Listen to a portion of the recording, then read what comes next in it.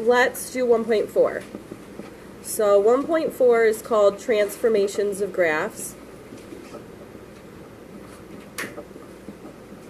And this is something that you have been really learning about since like algebra. Okay, so this should not really be anything new today, just kind of review. So do you remember PRST or maybe just RST?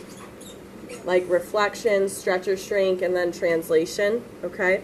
P just stands for the parent function. So the parent function is your original graph before any transformations have happened. So let's talk about P. P is for the parent function. Okay, and then I want to take a look at some of the parent functions that I expect you to know. First of all, there's, y equals x. All right, we should all know what y equals x what that looks like. It's linear. Thinking about, a line, knowing the three forms, whether it's in slope-intercept form or point-slope form, general form, all that good stuff. Then we have y equals x squared. Right, and that's a parabola. It's quadratic. It's a quadratic function, and it forms, a parabola or that U shape. Do you remember the graph of y equals x cubed? It's like a S-curve, remember that? So, looks like that. This is cubic, and we describe it as an S-curve. We talked about this last week, the square root function, so y equals the square root of x. Remember that's like that top half of a sideways parabola. Alright, this is a square root. How about absolute value? Do you remember what that one looks like? Like the V? Yep, and I should be able to tell the difference between an absolute value and a quadratic. Okay, there should be a good distinction between that curve and then that sharp V shape. So absolute value graphs look like a V.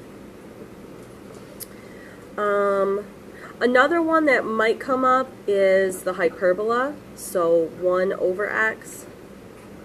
And we'll talk more about this one next chapter, but I think this one comes up in your homework. So here we have those two curves forming the hyperbola. Okay, so these are all graphs that you should be able to describe with any of these transformations. Okay, so this is going back to that parent function. Okay, so the first transformation we're going to talk about is the translation, T.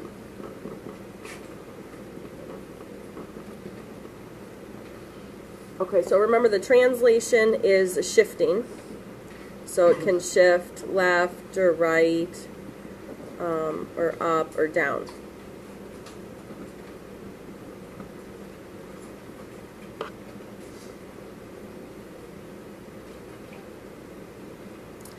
Okay, so let's talk about horizontal translations first. So horizontal, obviously shift it left or right. Okay, it's represented by a number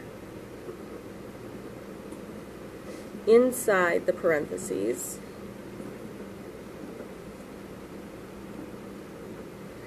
Or like inside the absolute value or under the square root, okay? It's like locked inside, you'll hear me say a lot, okay? So it's kind of locked in with that x. We use the opposite sign in order to describe it. Okay, so if you have something that looks like f of x equals x minus 2 squared compared to f of x equals plus 2 squared. Okay, first of all, when you see this, you're going to decide, is that value that's being added or subtracted, is it locked in? Do you know what I'm saying when I'm saying locked inside here? It's like this is with the x, you'd have to square the entire quantity, okay? That is different than squaring the x and then subtracting the 2, okay? So this is what I'm saying when I'm saying locked in.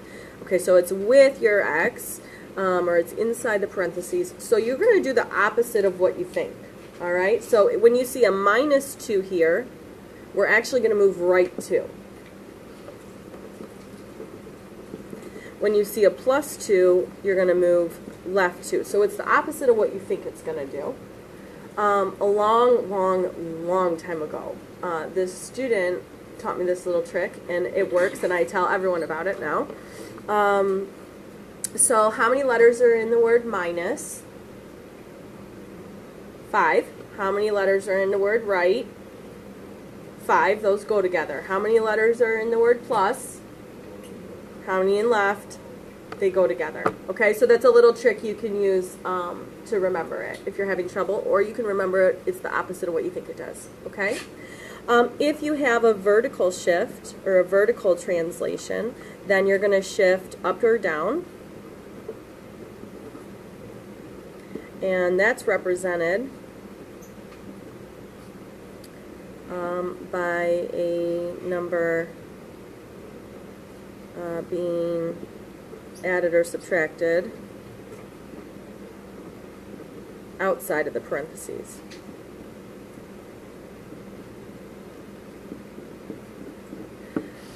Okay, so if we think about that, what would that look like? Well, you could have, in this case, f of x equals x squared plus 2, or f of x equals x squared minus 2. So do you see the difference between the right and left and the up and down movement? This plus 2, minus 2, they're on the outside. They're not locked inside. And when you have up or down movement, it's exactly what it says it is. So if it says to add 2, then you're going to move up 2. If it says to subtract 2, then you're going to move down 2. You remember this from last year? Okay, good. All right, let's talk about a reflection. So R. All right, so a reflection is a flip over the x or y axis.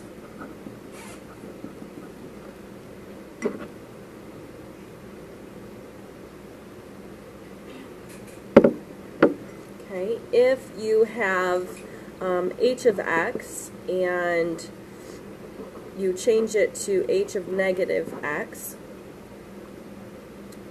then it's like that negative is locked inside again. So it's inside of the parentheses, right? It's with the x value. So that could look something like our example from before, maybe h of x equals negative x squared. So when it's locked inside with the parentheses, then you have a reflection over the y-axis.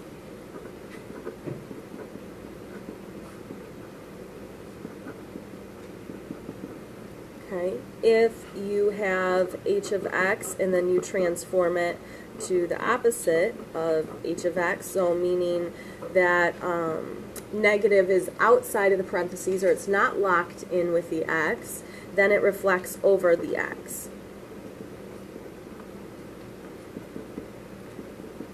So for example, if you had h of x equals negative x squared, so no parentheses, just that negative out front, then you're going to go ahead and reflect it over the x-axis. What students generally do is you'll be able to recognize that there's a reflection, but then they'll forget to state what type it is. So you have to be specific. Does it reflect over the x or does it reflect over the y? Okay, so when you're talking about the reflection, make sure you state which one it is. Can we move on? Are you good with that? Okay. Finally, S stands for stretching or shrinking.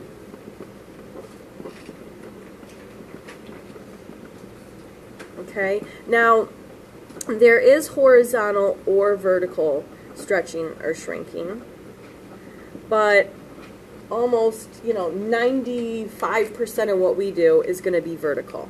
So probably what you've done so far too in your math career has been vertical, okay? So we're just going to kind of focus on that.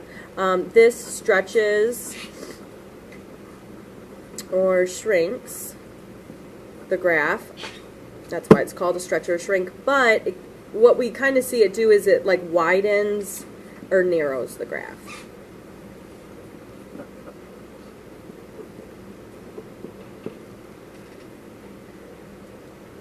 Okay, so a vertical stretch or shrink is going to look like this. Y equals C times f of x. So it's going to be some number on the outside. So it's not locked in.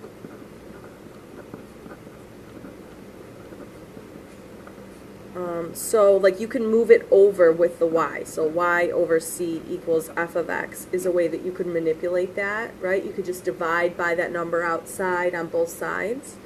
So that's what we're going to take a look at mostly. There's also horizontal, and that's when you're going to have like y equals f of c of x. So that scalar is locked inside with the x value.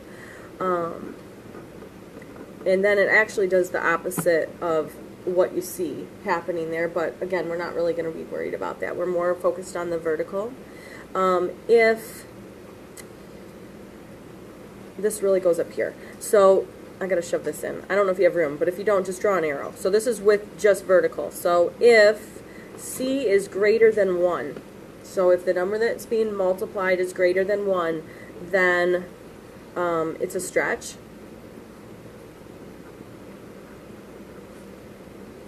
If c is less than 1, then it's a shrink.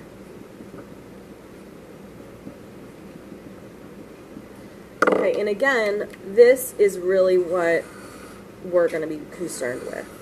I think like one horizontal stretch or shrink shows up in the homework somewhere. Okay.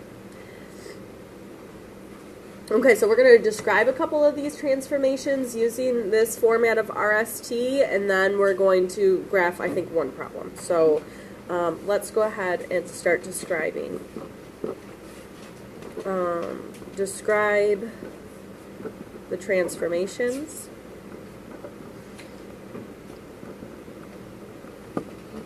And we'll start out with g of x equals 3x cubed plus 2. Now, when you do this, I am going to set this up in this format for the quiz and for the test. So it will say P, R, S, and T, and then you just have to describe each one of them. Again, if there isn't something going on there, you want to specify. So you want to make sure you like write none. All right, so looking at this, if you we're going to describe the parent function. So just taking away all of those transformations that have happened, what would be left over? Zach? Yeah, so g of x equals x cubed. Now you could write g of x, you could write f of x, you could write h of x, it doesn't really matter, just write something of x. So write it in function notation, okay? All right, so then now we're going to look for the reflection. When you look for the reflection, you're focused on a negative, right? So is there a negative going on here? No, so that means there's no reflection. So I want you to write none. Please do not leave it blank. Is there a stretch or a shrink? Yes. So this 3 is not locked in with the x. Everyone agree with that? There'd have to be parentheses around it, and then the entire thing would be cubed. So this 3 is going to be a vertical stretch, and then you have to say what the factor is. So by a factor of 3. That's how you say that. You got to write all those words. Don't cut corners. So vertical stretch by a factor of 3. And then what do we have going on here? A translation of what? Up to. So you can say like shift up to, or you can just say up to, and then I want you to say units after that. Okay, I'm going to give you one to try. F of x equals negative 1/3 times the absolute value of x plus 2 minus 1. And so every time we're going to set it up like PRST. Bless you.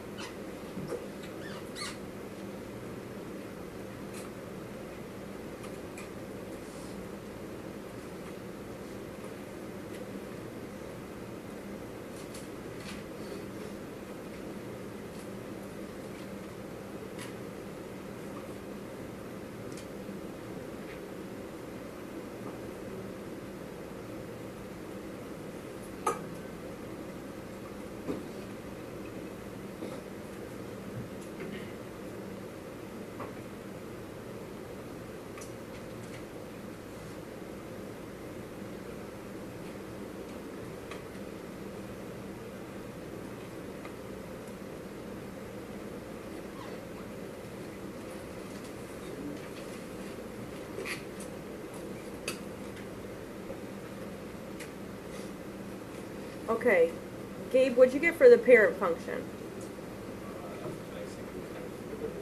Good. Sam, is there a reflection? Over the x-axis, and how did you decide it was the x and not the y? Good. So when you say that, you need to say either reflects over, the x-axis, or reflection in the x-axis, or something like that. Okay, so you can't just say that there is a reflection, you have to specify what kind it is. Liz, how about that stretch or shrink? Of what? I'm sorry. Okay, so two things, and this is super common. When you talk about the stretch or the shrink, you don't list the negative.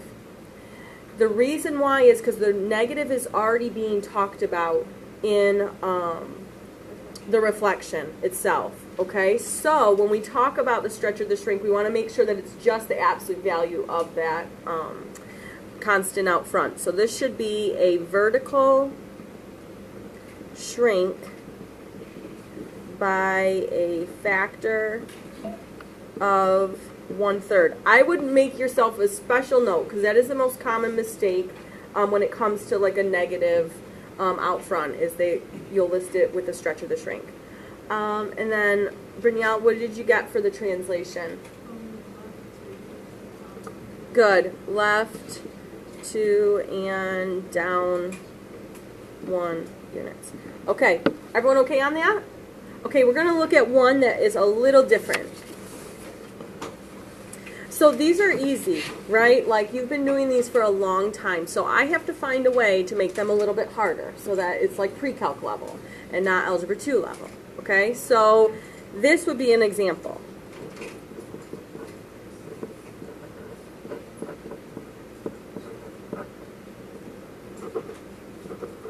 So I'm warning you that there is a trick in here, okay? I want you to think about what is it. I want you to talk about with your partner, what is PRST here? Go through.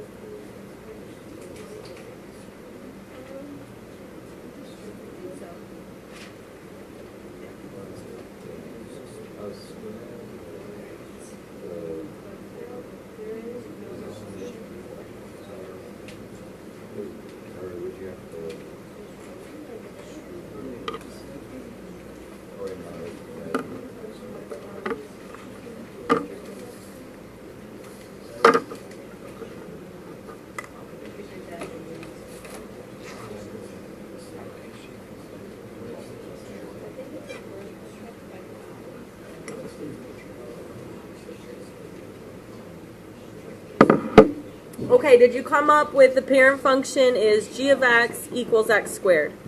Easy. Did you come up with there is no reflection? Did you come up with a vertical stretch by a factor of 5? Okay, so far so good. Nothing tricky.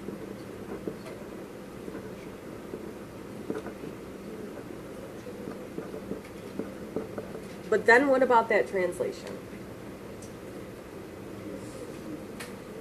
I'm going to give you some options. Let's just do a show of hands. How many people came up with right 2? Left 2? Down 2? Up 2? Down 10? And the rest of you are at a loss because we haven't had a lot of voting going on here. Okay, so let's talk about why it's down 10. Look at that squared. Where is it? It's with the x, right? So is it really locked in with that 2? It's not, right? So aren't I allowed to distribute that 5? So that's what you really should have started with. You should have started with 5x squared minus 10 and then went through. You're noticing, hopefully, that none of this really was affected by it, right? So all of this would be right, but it's once you get down to that translation. If this would have been written like 5 times x minus 2 squared, do you see the difference there? Right? How this 2 is locked inside. So now this would be a shift of right 2. But that is not what's happening here. So you have to look for that possibility of having to distribute. So the correct translation here is down 10 units.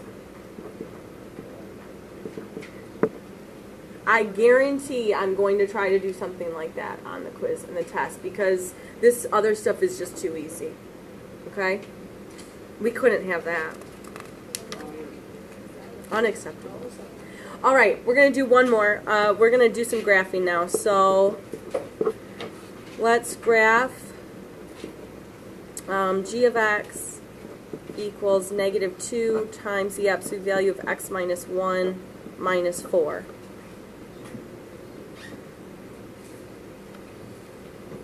Okay, and while we're at it, why don't we go ahead and go through the PRST just for fun. The reason why I'm going to do this is because I want to see if this is really what's going to happen to my graph. So parent function should be just the absolute value of x. Is there a reflection? Yes, over which x, or I'm sorry, over which axis?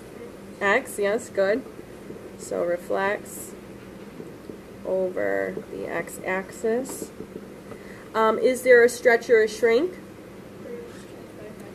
Yes, it was a factor of positive 2. So it's going to stretch vertically, or a vertical stretch. You have to say vertical, don't forget, by a factor of 2. And then is there a translation? Yes, of right 1 and down 4 units. Yes. How would it be different? The negative would be inside the absolute value here. So it could be a negative x. And then it would flip it over the y. Okay, now, when, I don't know how you did this in the past. This is how I do it.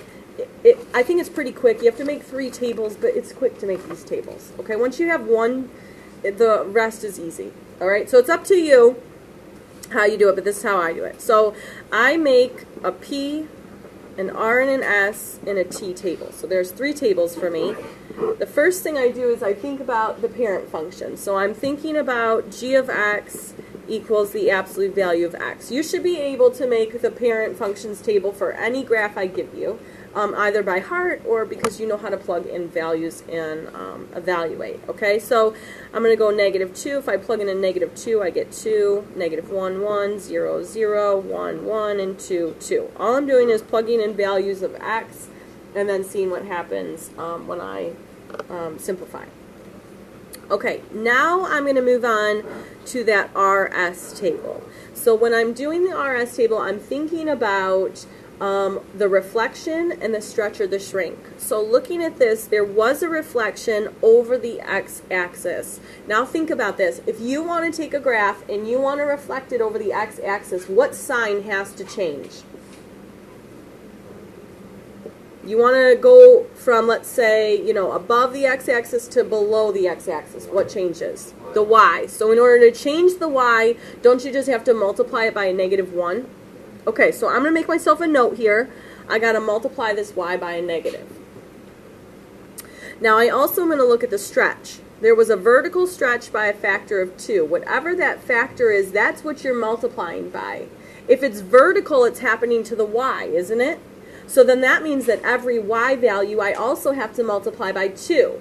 So what I'm going to do is I'm going to go back to this parent table and I'm just going to multiply all the y values by negative 2. So you look at the reflection, you look at the stretch or shrink, and you combine those into the one table. So that means this x column stays exactly the same. The y column, every one of these values gets multiplied by a negative 2.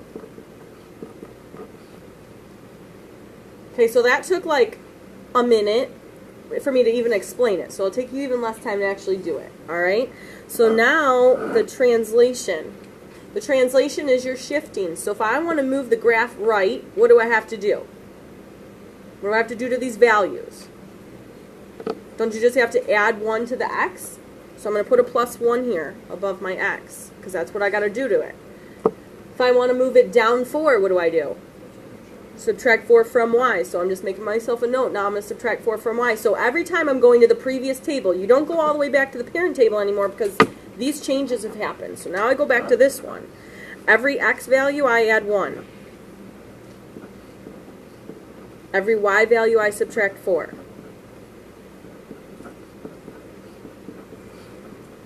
Once I get here, I'm ready to graph. So this is all of my transformations in one. Okay, now I'm also going to graph my parent function because it takes 2 seconds, and then that way I can actually see if what I thought happened or was going to happen happened.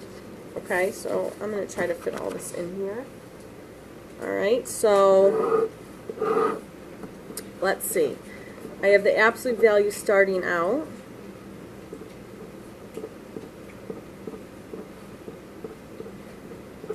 So 0, 0, 1, 1, negative 1, so on. Okay, well, you know what an absolute value looks like. Now listen, if you're going to put the parent function on your graph, you just need to draw it in dashed, okay, or draw it in a different color.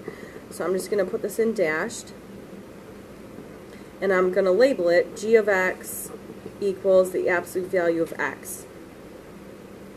Now I'm going to go to my t table because that's where all of those transformations have happened, and I'm going to plot that.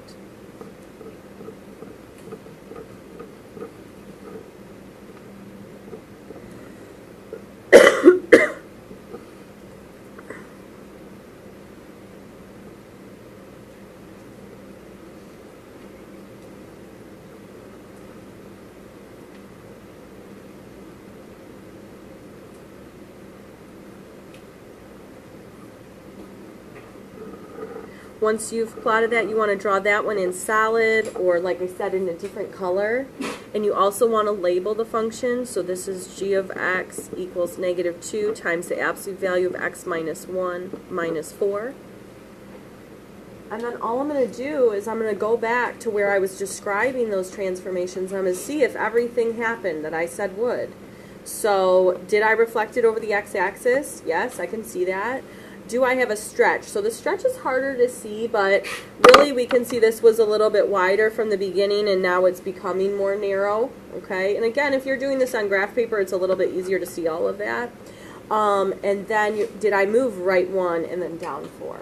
Okay, so I don't know how you did it last year, but this is how I do it. I don't really care how you do it. You find a way that works for you, but I don't think this takes too much time. Okay, any questions?